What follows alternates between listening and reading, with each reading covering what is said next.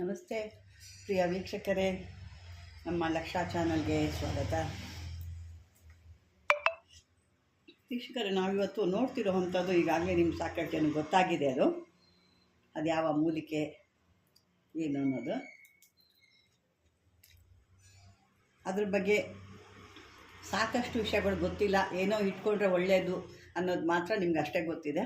ಆದರೆ ಅದರಿಂದ ಪ್ರಯೋಜನಗಳು ಏನಿದೆ ಅನ್ನೋದು ಇವತ್ತು ನಾವು ತಿಳ್ಕೊಳ್ಳೋಣ. ಎಷ್ಟು ಪ್ರಯೋಗಗಳಿದೆ, ಯಾವ್ಯಾವ ಕೆಲಸಕ್ಕೆ ಬರುತ್ತೆ, ಏನೇನು ಕೆಲಸಕ್ಕೆ ಬರುತ್ತೆ, ಯಾವ ಒಂದು ಇದರಿಂದ, ಮತ್ತು ಇದಕ್ಕೆ ಬೇಕಾದಂಥ ವಸ್ತುಗಳು, ಇದನ್ನು ಯಾವ ರೀತಿ ಪ್ರಯೋಗ ಮಾಡಬೇಕು ಅನ್ನೋದು ಕೂಡ ನೋಡ್ಕೊಳ್ಳೋಣ ಬನ್ನಿ.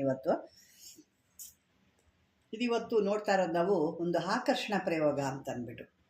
ಅದು ಗಂಡ ಹೆಂಡತಿ ಆಗ್ಬೋದು, ಜನಗಳು ಆಗ್ಬೋದು, ವ್ಯಾಪಾರ ಆಗ್ಬೋದು, ಅಥವಾ ನಿಮ್ಮ ಸುತ್ತಮುತ್ತ ಜನದ್ದಾಗ್ಬೋದು, ಅಥವಾ ನೀವು ಯಾವುದನ್ನು ಒಂದು ಅಧಿಕಾರಿ ಕೂಡ ಆಗೋಗ್ಬೋದು. ಸಾಕಷ್ಟು ಕೆಲಸಕ್ಕೆ ಬರುತ್ತೆ. ಇವತ್ತು ನಾನು ತೋರಿಸ್ತಿರೋಂತೂ ನೀವು ಬೇಕಾದಂಥ ವ್ಯಕ್ತಿನ ವಶೀಕರಣ ಮಾಡ್ಕೊಳ್ಳೋದು. ಅಂದರೆ ನೀವು ಹೆಂಡತಿ ಗಂಡ ಇರ್ಬೋದು, ಗಂಡ ಹೆಂಡತಿ ಇರ್ಬೋದು, ಅಥವಾ ಬೇರೆ ನಿಮ್ಮ ವ್ಯವಹಾರಗಳಲ್ಲಿ ಯಾವುದಾನ ಒಂದು ಬಿಸ್ನೆಸ್ಸಲ್ಲಿ ಆ ವ್ಯಕ್ತಿಯಿಂದ ನಿಮ್ಗೆ ಸಹಾಯ ಆಗಬೇಕು, ಅಥವಾ ಆ ವ್ಯಕ್ತಿ ನೀವು ಹೇಳ್ದಂಗೆ ಕೇಳಬೇಕು ಅನ್ನೋದು ಉದ್ದೇಶ ಇದ್ದರೆ ಇದನ್ನು ಮಾಡ್ಕೋಬೋದು. ಬನ್ನಿ, ಹೀಗೆ ಇದಕ್ಕೆ ಬೇಕಾಗುವಂಥ ವಸ್ತುಗಳು, ಮಾಡ್ಕೊಳ್ಳೋವಂಥ ರೀತಿ ಯಾವುದು ಅನ್ನೋದು ನಾವು ತಿಳ್ಕೊಳ್ಳೋಣ. ಇದಕ್ಕೆ ಕೆಲವೊಂದು ಪೂಜಾ ಸಾಮಾನುಗಳು ಬೇಕಾಗುತ್ತೆ. ಸಕ್ಕರೆ, ಇಲ್ಲಾಂದರೆ ನಿಮಗೆ ಈ ಬತಾಸು ಅಂತ ಸುಣ್ಣದ ಕಲ್ಲು ಅಂತಾರೆ, ಅದನ್ನು ಕೆಲವರು ಬತಾಸು ಅಂತಾರೆ. ಈ ಜಾತ್ರೆಗಳಲ್ಲೆಲ್ಲ ವೈಟಾಗಿ ಗುಂಡು ಗುಂಡಾಗಿರುತ್ತೆ, ಅದು ಬತಾಸು ಅಂತಾರೆ ಅದನ್ನು. ಅದು ಮತ್ತು ನಮಗೆ ಪೂಜೆಗೆ ಬೇಕಾಗಿರೋವಂಥ ಈ ಒಂದು ಹಥ ಜೋಡಿ, ಬೇಕಾಗಿರುತ್ತೆ. ಇದೊಂದು ಬೇಕು. ಇದಕ್ಕೆ ಜಪ ಮಾಡೋದಕ್ಕೆ ಸ್ಫಟಿಕ ಮಾಲೆ ಬೇಕು. ಒಂದೊಂದಕ್ಕೊಂದೊಂದು ರೀತಿ ಇದೆ. ಇದು ಜನ ವಶೀಕರಣ ಅಥವಾ ಗಂಡ ಹೆಂಡತಿ ವಶೀಕರಣಕ್ಕೆ ಈ ಒಂದು ಸ್ಫಟಿಕ ಮಾಲೆ. ಇನ್ನೂ ಬೇರೆ ಬೇರೆದಕ್ಕೂ ಅಂತಂದರೆ ಬೇರೆ ಬೇರೆ ಮಾಲೆ ಕೂಡ ಚೇಂಜ್ ಆಗುತ್ತೆ. ಎಲ್ಲದಕ್ಕೂ ಒಂದೇ ಬರಲ್ಲ. ಇದು ಈ ರೀತಿ ಆಕರ್ಷಣೆ ಮಾಡ್ಕೋಬೇಕು ಅನ್ನೋದಿದೆ. ಸ್ಫಟಿಕ ಮಾಲೆ ತೊಗೋಬೇಕು. ಇದನ್ನು ಪೂಜೆ ಮಾಡುವಂಥ ದಿನ ಬಂದು ನಿಮಗೆ ಶನಿವಾರ ದಿವಸ ಮಾಡಬೇಕಾಗುತ್ತೆ. ಇದನ್ನು ಮಾಡುವಂಥ ಸಮಯ ಕೂಡ ರಾತ್ರಿ ಹೊತ್ತಲ್ಲಿ ಮಾಡಬೇಕು. ಕೆಂಪು ಬಟ್ಟೆನ ಧಾರಣೆ ಮಾಡಬೇಕು. ಕೂತ್ಕೊಂಡು ಈ ಒಂದು ಮಣೆ ಮೇಲೋ ಚಾಪೆ ಮೇಲೆ ಕೂತ್ಕೊಂಡು ಹಾಕ್ಕೊಳ್ತೀವಿ. ಅದ್ರ ಮೇಲೆ ಒಂದು ಕೆಂಪಿರೋ ಒಂದು ಬಟ್ಟೆ ಕೂಡ ಹಾಕ್ಕೋಬೇಕಾಗುತ್ತೆ. ನೀವು ಏನು ಕೂತ್ಕೊಳ್ತೀರ, ಆಸನ ಅಂತ ಏನು ಹಾಕ್ಕೊಳ್ತೀವಿ, ಮಣೇನೋ ಒಂದು ಏನೋ, ಅದ್ರ ಮೇಲೆ ಒಂದು ಕೆಂಪಿರೋ ಬಟ್ಟೆನ ಹಾಕ್ಕೊಳ್ಳಿ. ನಂತರ ಇದಕ್ಕೆ ಜಪ ಸಂಖ್ಯೆ ಬಂದು 5000 ಜಪ ಸಂಖ್ಯೆ ಬೇಕು. ದಿನಕ್ಕೆ 1000 ರೀತಿ ಮಾಡಬೇಕು. 5 ದಿವಸ ಇದೊಂದು ವೃತ ಬಂದು 5 ದಿವಸ ವೃತದ ಆಚರಣೆ ಇರುತ್ತೆ.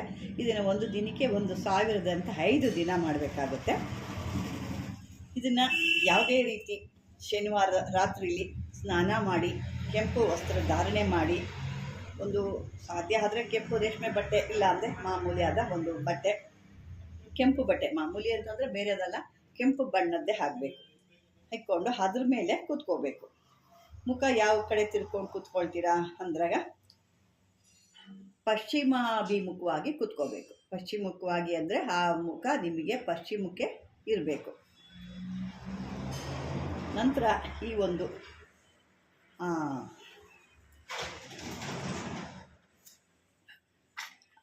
ಅಷ್ಟ ಇದನ್ನು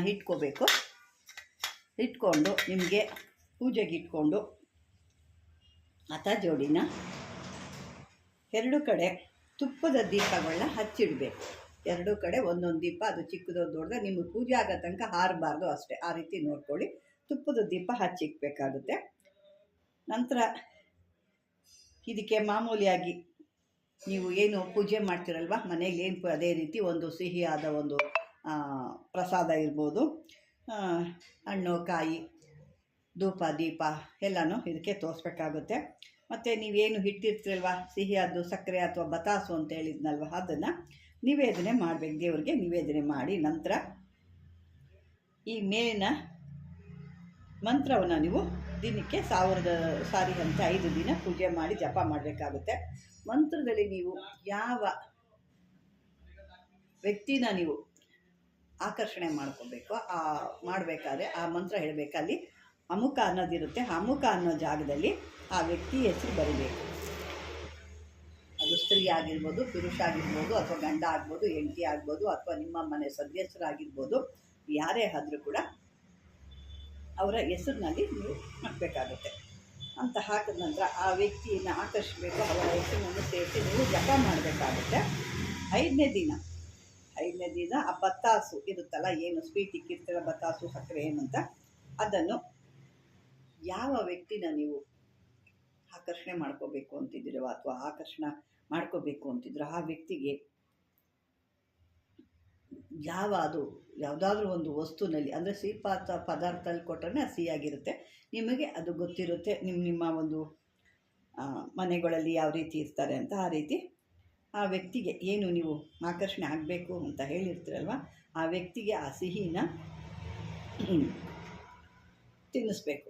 ತಿನ್ನಿಸಾದ ನಂತರ ಅವ್ರು ಏನು ಮಾಡ್ತಾರೆ, ಏನು ಇದನ್ನು ಮಾಡಿರ್ತೀರೋ ಅವರ ಒಂದು ಪ್ರಕಾರ ಅವರ ವಶಕ್ಕಾಗ್ತಾರೆ.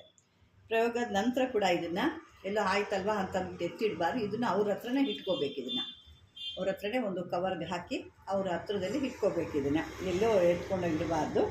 ಇಟ್ಕೊಂಡು ಇದರಿಂದ ಈ ಮಂತ್ರಶಕ್ತಿ ಆವಾಗ ಈ ಮಂತ್ರಶಕ್ತಿನ, ಈ ಮಂತ್ರನ ಹೇಳ್ಕೊಳ್ತಾ ಇರಬೇಕು. ಆಗೋಯ್ತಲ್ವ ಬಿಡು, ಇನ್ನೇನಕ್ಕೆ ಅವರು ನನಗೆ ಹೇಳ್ದಂಗೆ ಬಂದುಬಿಟ್ಟಿದ್ದಾರೆ ಅನ್ನೋ ಥರ ಬಿಡಬಾರ್ದು. ಅವಾಗ ಅವ್ರಿಗೆ ಈ ಮಂತ್ರಕ್ಕೊಂದು ಪವರ್ ಕೊಡ್ತಿರ್ಬೇಕು. ಪೂಜೆಗೆ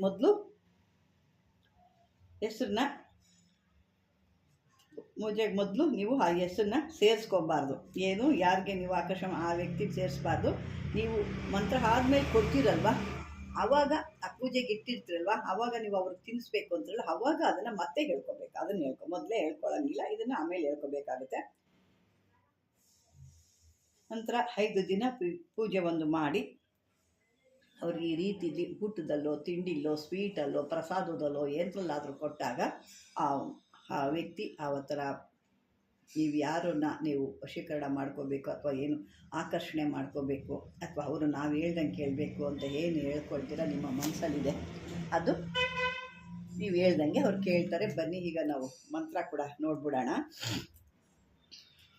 ಓಂ ನಮೋ ವೇತಲಾಯ ಆದಿಪುರುಷಾಯ ಅಮುಕಂ. ಅಮುಕಂ ಅಂದರೆ ಆ ವ್ಯಕ್ತಿ ಹೆಸರು.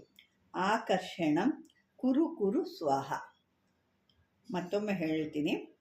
ಓಂ ನಮೋ ವೇತಲಾಯ ಆದಿಪುರುಷಾಯ ಅಮುಕಂ ಇರೋ ಕಡೆ ಹೆಸರು ಆಕರ್ಷಣಂ ಕುರು ಸ್ವಾಹ.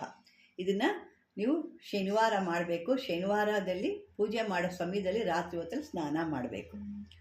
ಇದಕ್ಕೆ ಯಾವುದೇ ರೀತಿ ದಿಕ್ಕು ನಾನು ಹೇಳಿದ್ದೀನಿ, ಪಶ್ಚಿಮವಾಗಿ ವಿಮುಖ ಕೂತ್ಕೋಬೇಕು ಅಂತ. ಮಾಲೆ ಕೂಡ ಹೇಳಿದ್ದೀನಿ, ಸ್ಫಟಿಕ ಮಾಲೆ ಹಾಕಬೇಕು ಅಂತ. ದಿನ ಶನಿವಾರ ರಾತ್ರಿ ಯಾವುದೇ ಸಮಯ ಆಯಿತು ಪರವಾಗಿಲ್ಲ, 7 ಗಂಟೆ, 8 ಗಂಟೆ, 9, 10 ಗಂಟೆ ನಿಮ್ಗೆ ಅದ್ರ ಮೇಲೆ ಯಾವಾಗಾದ್ರೂ ಹೇಳ್ಕೊಬೋದು. ಇದು ಮಾಡುವಂಥ ದಿವಸ ಬರೀ 5 ದಿವಸ, ಭಾಳ ವರ್ಷ ಅಲ್ಲ, ಬರೀ 5 ದಿವಸ ಮಾಡಬೇಕಾಗುತ್ತೆ. 5 ದಿವಸಕ್ಕೆ 5000 ಮಂತ್ರನ ಹೇಳಬೇಕಾಗುತ್ತೆ. ಅಂದರೆ ದಿನಕ್ಕೆ 1000 ಬಾರಿ ನೀವು ಹೇಳಬೇಕಾಗುತ್ತೆ. ಇಂಥದ್ದೊಂದು ಆಕರ್ಷಣಾ ಪ್ರಯೋಗ. ಯಾಕೆಂದರೆ ಇದರಲ್ಲಿ ಕೆಲವೊಂದು ಡೂಪ್ಲಿಕೇಟ್ ಸಿಗುತ್ತೆ. ಆ ಡೂಪ್ಲಿಕೇಟ್ ಸಿಕ್ಕಿದಾಗ ಕೆಲಸ ಆಗಲ್ಲ. ಒರಿಜಿನಲ್ ನೋಡಿ ತೊಗೊಳ್ಳಿ. ಎಲ್ಲ ಕಮ್ಮಿ ಸಿಗುತ್ತೆ ಅಂತ ನೀವು ಹೋದರೆ ಆ ಕಮ್ಮಿಗೆ ತಕ್ಕನಾಗ ಅವರು ಅದಕ್ಕೆ ತಕ್ಕನಾಗ ಯಾವುದೋ ಒಂದು ಇದರಲ್ಲಿ ಮಾಡಿ ನಿಮಗೆ ಕೊಡ್ತಾರೆ. ಆ ರೀತಿ ಎಲ್ಲ ಸ್ವಲ್ಪ ಹಣ ಹೆಚ್ಚಿಗೆ ಇದ್ರೂ ಒರಿಜಿನಲ್ ಆಗಿ ತೊಗೊಂಡು ನೀವು ಕೆಲಸ ಮಾಡಿದಾಗ 100% ನಿಮಗೆ ಕೆಲಸ ಮಾಡುತ್ತೆ. ವೀಕ್ಷಕರೇ, ಇದನ್ನು ಸದುಪಯೋಗ ಪಡಿಸ್ಕೊಳ್ಳಿ. ಈ ಒಂದು ವಿಡಿಯೋ ಮಾಡೋದೇ ಏನಕ್ಕಾಗಿ ಅಂತ. ಇಂಥ ಒಂದು ಕೆಲಸಗಳು ಸಾಕಷ್ಟು ಜನ ಕೇಳ್ತಾರೆ. ರಿಯಲ್ ಎಸ್ಟೇಟ್ ಬಿಸ್ನೆಸ್ ಹೋಗ್ತೀವಮ್ಮ, ಅವನ್ನೆಲ್ಲ ಬರ್ತಾರೆ ನೋಡ್ತಾರೆ, ಆಗಲ್ಲ. ಬರ್ತಾರೆ, ನಾವು ಹೇಳಿದ್ಕೆ ಹ್ಞೂ ಅಂತಾನೆ, ಆಮೇಲೆ ಅವನಿಗೂ ನಮಗೂ ಡೀಲಿಂಗಲ್ಲೇ ಆಗಲ್ಲ. ಈ ರೀತಿ ಸಾಕಷ್ಟು ಇರ್ತಾರೆ. ಅಥವಾ ಗಂಡ ಹೆಂಡತಿಲಿ ವಶೀಕರಣ ಆಗ್ತಾಯಿಲ್ಲ, ಅವಳೊಂದು ಕಡೆ ನಾವೊಂದು ಕಡೆ ಮುಖ ಮೂತಿ ನೋಡೋಂಗಿಲ್ಲ, ಈ ರೀತಿ ಆಗ್ತಾಯಿದೆ ಅಂತ ಅಂದ್ಬಿಟ್ಟು ಕೂಡ ಮಾಡ್ಕೊಬೋದು. ಇಂಥವ್ರು ಕೂಡ ಗಂಡ ಹೆಂಡತಿ ಒಂದೇ ಮೇಲೆ ಇರ್ತಾರೆ, ಅಪರಿಚಿತರಾಗಿರ್ತಾರೆ. ಅವರೊಂದು ರೂಮಲ್ಲಿ ಇವರೊಂದು ರೂಮಲ್ಲಿ, ಮುಖ ಏನೂ ಇಲ್ಲ, ಆ ಥರ ಇರ್ತಾರೆ. ಅಂಥವ್ರು ಕೂಡ ಇದನ್ನೆಲ್ಲ ಮಾಡಿಕೊಂಡಾಗ, ಅಂದರೆ ಇನ್ನೂ ಒಂದು ವಿಷಯ ಹೇಳ್ತೀನಿ ವೀಕ್ಷಕರೇ, ಸಂಸಾರ ಕಿತ್ಕೊಂಡು ಅವಳೊಂದು ಕಡೆ ನೀವೊಂದು ಕಡೆ ಆಗಕ್ಕೆ ಮುಂಚೆ ಎಚ್ಚೆತ್ಕೊಳ್ಳಿ. ಇದ್ದಾಗಲೇ ನಿಮಗೆ ಅರಿವು ಬರ್ತಾ ಇರುತ್ತೆ, ಯಾಕೆ ಹಿಂಗಾಗ್ತಾ ಇದೆ, ಏನೋ ನಾನು ಮೊದಲೇ ಎಚ್ಚೆತ್ಕೋಬೇಕು. ಅದು ಕಟ್ಟಾದ ಮೇಲೆ ಗಂಟಾಕೋದು ಭಾಳ ಕಷ್ಟ ಇದೆ. ಗಂಟಾಕಿದ್ರು ಭಾಳ ದಿನ ನಿರಲ್ಲ. ಅದು ಪ್ಯಾಚೇನೆ. ಅದು ಪ್ಯಾಚು ನೀವೇನೇ ಹೆಂಗೆ ಹೊಲಿದ್ರೂ ಪ್ಯಾಚಪ್ಪೇ ಕಾಣುತ್ತೆ. ಹಂಗಾಗಿ ಇಲ್ಲಿ ನಾನು ಹೇಳೋದೇನಪ್ಪ ಅಂದರೆ ಅವರು ಹೊರಟೋಗಿದ್ದಾಳೆ ಅಥವಾ ಹೊರಟೋಗಿದ್ದಾನೆ ಅನ್ನೋದಕ್ಕಿಂತ ಹೋಗ್ತಾ ಇದ್ದಾರೆ, ಇನ್ನು ಮೂಮೆಂಟ್ ಇದೆ ಅವ್ರದ್ದು ಅನ್ನೋದು ಇದ್ದಾಗ ಎಚ್ಚೆತ್ಕೊಳ್ಳಿ. ಅವಾಗ ಮಾಡಿಕೊಂಡ್ರೆ ನಿಮ್ಮ ಜಾಣತನ ಇರುತ್ತೆ. ಅವರೆಲ್ಲೋ ಹೊರಟೋಗ್ಬಿಟ್ಟಾಗ ಇವರೇನೋ ಹೇಳ್ತಾರಲ್ಲ ಆ ಥರ ಯಾಲಕ್ಕಿಲಿ ಮಾಡ್ತೀವಿ, ಬೆಳ್ಳುಳ್ಳಿಲಿ ಮಾಡ್ತೀವಿ ಅಂದರೆ ಅದೆಲ್ಲ ನಿಮ್ಮ ಹಣೆ ಬರ. ಆ ರೀತಿ ಮಾಡ್ಕೋಬೇಡಿ. ಸ್ವಲ್ಪ ಇದ್ದಾಗ ಗಾಯ ಸ್ವಲ್ಪ ಇದ್ದಾಗಲೇ ಔಷಧಿ ಹಚ್ಚಿದ್ರೆ ಬೇಗ ಆಗುತ್ತೆ. ಅದು ರಣರಂಗ ಆಗಿ ಕೈಯೋ ಕಾಲು ಕಟ್ ಮಾಡ್ಕೋಬೇಕು ಅಂದರೆ ಹಂಗವೀನೂರು ಥರ ಆಗೋಯ್ತೀರ. ದಯವಿಟ್ಟು ಅಲ್ಲಿ ತನಕ ನೀವು ಅವಕಾಶ ಕೊಡಬೇಡಿ. ಇಲ್ಲಿ ಸ್ವಲ್ಪ ಬಿರುಕು ಬರ್ತಿದ್ದಂಗೆ ಅದನ್ನು ಸರಿ ಮಾಡ್ಕೊಳ್ಳೋದು ಬುದ್ಧಿವಂತರ ಲಕ್ಷಣ ಅಂತ ಹೇಳ್ತೀನಿ. ನಿಮಗೂ ಕೂಡ ಈ ಮಾತು ಇಷ್ಟ ಆದರೆ ಲೈಕ್ ಮಾಡಿ, ಶೇರ್ ಮಾಡಿ, ಸಬ್ಸ್ಕ್ರೈಬರ್ ಮಾಡ್ಕೊಳ್ಳಿ ಅಂತ ಹೇಳ್ತಾ ಧನ್ಯವಾದಗಳು.